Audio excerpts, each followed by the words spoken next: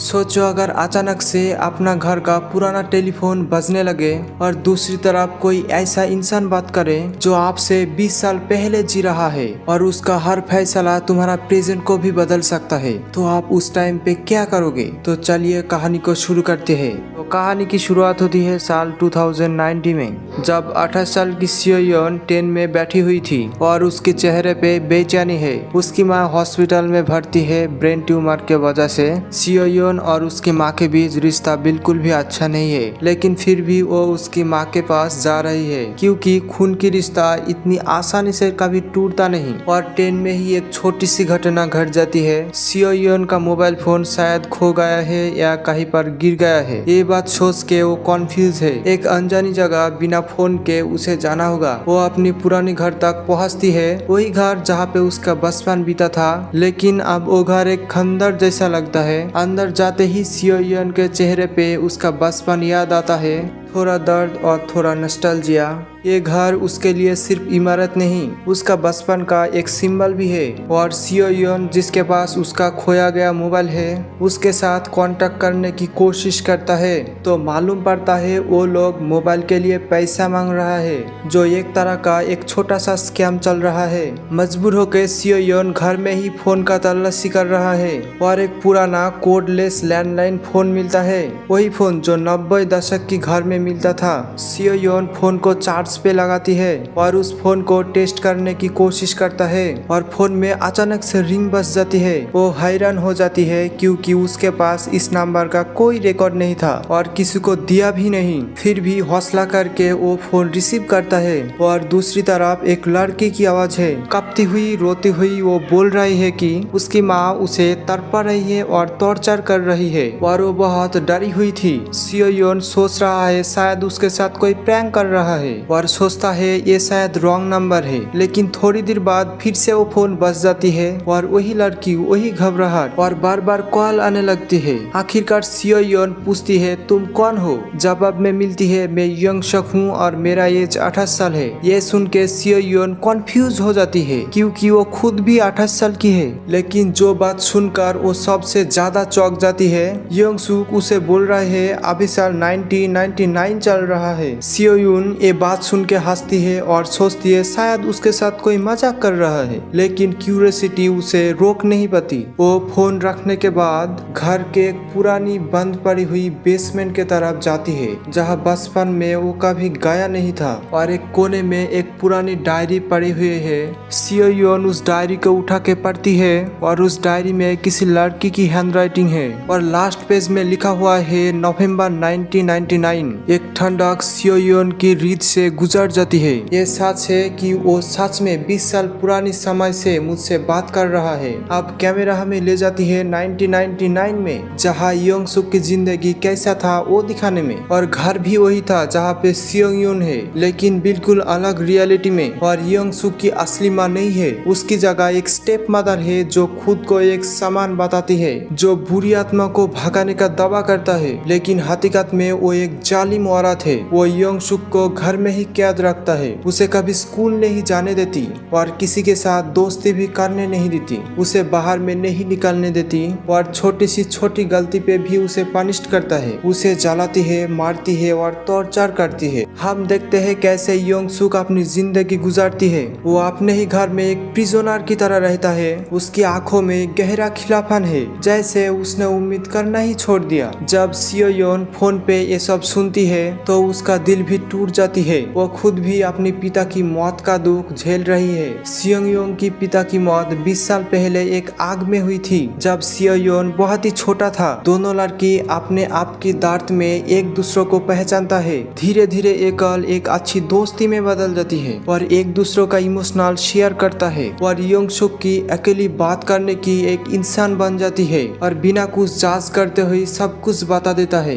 एक दिन यंग सुक अपनी खिड़की से बाहर देखती है और एक फैमिली को घर के बाहर देखती है। वो इधर घर खरीदने आई थी। उनमें एक छोटी सी बच्ची भी है। यंग सुक तुरंत समझ जाती है यही सियोंग योन है। अपनी बचपन में एक्साइटमेंट में सियोंग योन फोन खिड़की के बाहर ले जाती है ताकि सियोंग योन अपने पिता की आवाज सुन सके। वही पिता जिसकी आवाज वो 20 साल से नहीं सुन पाई है। आंखों में आंसू आ जाती है जब वो उसका पिता का आवाज सुनती है जो उन्होंने बचपन के बाद कभी नहीं सुनी। यही से यंग सुक के दिमाग में खतरनाक ख्याल आती है, अगर मैं पास्ट में कुछ बदल दूं तो क्या फ्यूचर में भी कुछ बदल जाएगा। सियो योन उसे बताती है कि उसके पिता की मौत एक घर की आग में हुई थी। यंग सुक अपने 1999 का टाइम में उस दिन का पता लगाती है जब वो आग लगने ही वाली है। वो टाइम से पहले वहां पहुंच जाती है और उस एक्सीडेंट को रोक देती है और फिर कुछ ऐसा हो जाती है जो सियो योन कभी एक्सपेक्ट ही नहीं किया था।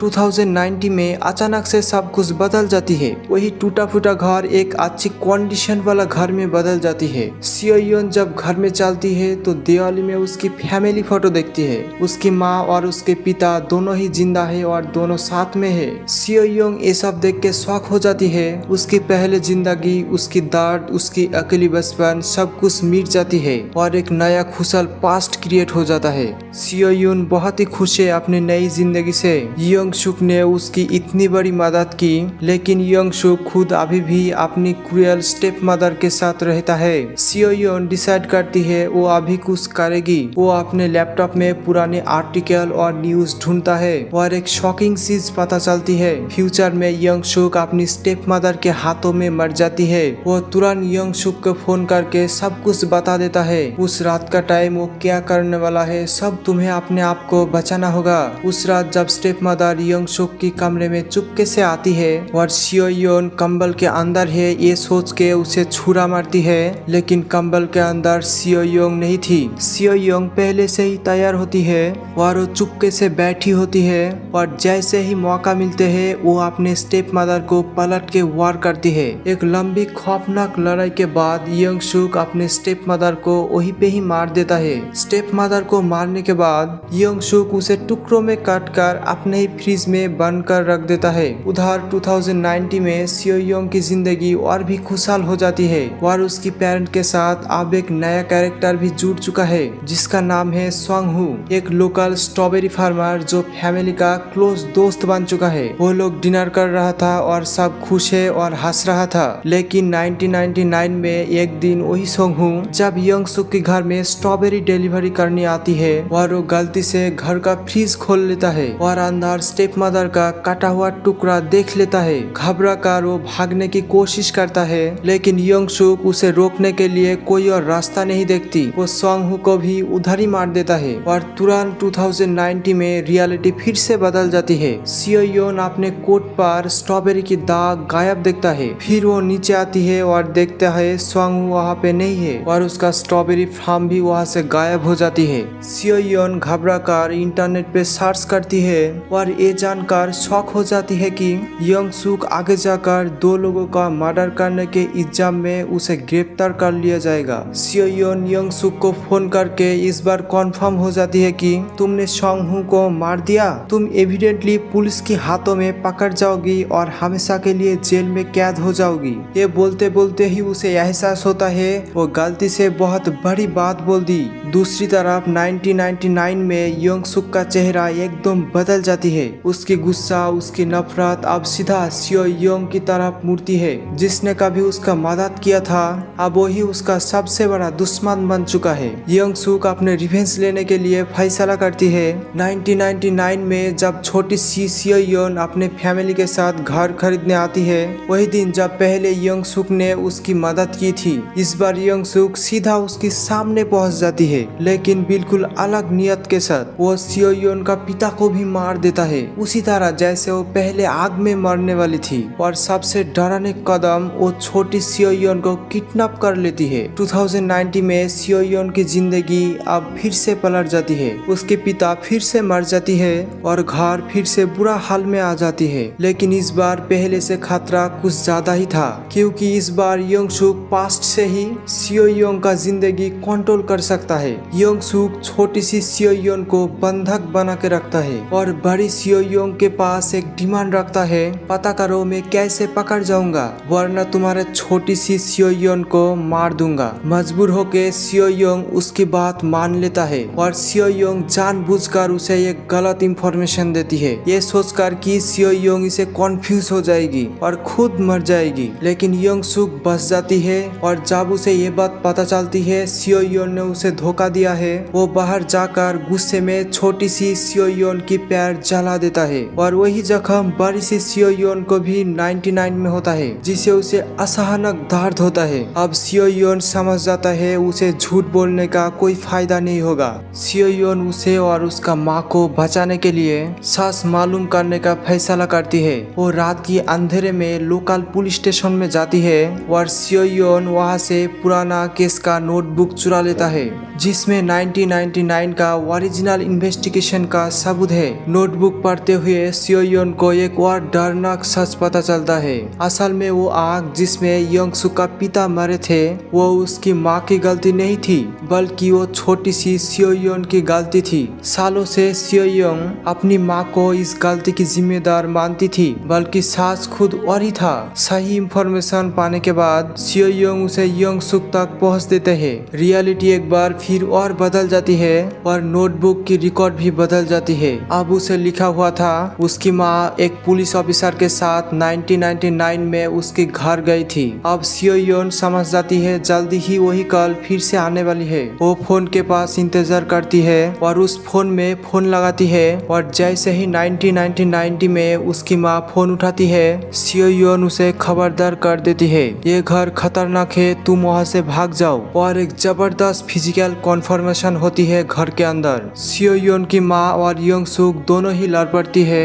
और लड़ते लड़ते दोनों ही स्टेयरकेस से गिर जाती है। धूल और खामोशी के बाद लगता है योंगसुक मर गया और उसके साथ सियोयोंग की माँ भी। लेकिन 2090 में रियलिटी फिर से बदल जाती है और सियोयोन अपनी माँ से मिलती है जो अभी जिंदा है और ठीक भी है। दोनों माँ बेटी जिनका रिश्ता कभी खराब हुआ करता था अब दोनों एक दूसरों को गले लगती है। और इधर पता चलता है योंगसुक अभी जिंदा है, वो स्टेयरकेस से गिरकर सिर्फ घायल हुई थी, अभी तक मरा नहीं। और सालों के गुजरने के बाद 2090 में वही योंगसुक अब एक एडल्ट हो चुकी है। वही घर जहाँ कोई सियोयोन की खुशहाल जिंदगी होने वाली थी, अब 2090 वाला योंगसुक अपने ही 1990 वाला योंगसुक को फोन करती है और उसे सब कुछ बताता है। जब वही पुलिस और सियोयोन की माँ सियोयोन को ढूंढने में उसका घर में जाती है और योंगसुक इस बार पुलिस और सियोयोन की माँ को मार देती है और इधर सियोयोन का खुशहाल जिंदगी से उसका माँ गायब हो जाती है। और ऐसे ही इस कहानी का समाप्त होती है। अगर आपको वीडियो पसंद आई तो चैनल को सब्सक्राइब करना मत भूलना, ताकि ऐसे ही माइंड ब्लोइंग कहानी सबसे पहले आपके पास पहुँचे। और मिलते हैं अगले वीडियो में।